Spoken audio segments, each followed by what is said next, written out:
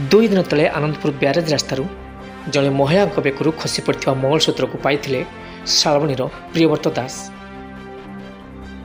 आज आनंदपुर उपजिलापाल एवं आनंदपुर आईएएस तत्वावधान में उक्त महिला को से मंगलसूत्रटी फेरई दिखाई।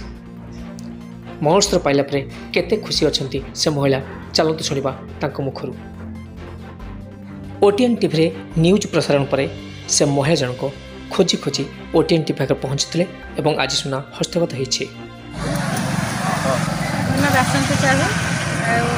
रज बाप घर को आसी ड्रेस किणवा घसीपुरा जाती बाटे कौट मंगलसूत्र होता किसी भी जानी नी शोरूम पशिक आईनार देखला मो बेकर मंगलसूत्र ना सेठू फेरिकी देखले तो मोर ना बाटर रास्तार पाइनि नहीं से बहुत मन दुख मुझे दिन है किसी भी खाई नी केते भी कांदी ओटीएन टीवी न्यूज देखलू से कहले कि आसिक नहीं जा सब डॉक्यूमेंट देगी आम पाखर आसिक नहीं जा से भाई को सत्य भाई को बहुत बहुत बहुत बहुत धन्यवाद। आप पाइले आप मंगलसूत्र खुशी तो मुझे मंगलसूत्र पाई बहुत खुशी अच्छे बहुत धन्यवाद। विगत 2 दिन है जो मंगलसूत्रटी आम हस्तगत होता आज आप मंगलसूत्रटी फेरी पाइले केमती लगुच आपको?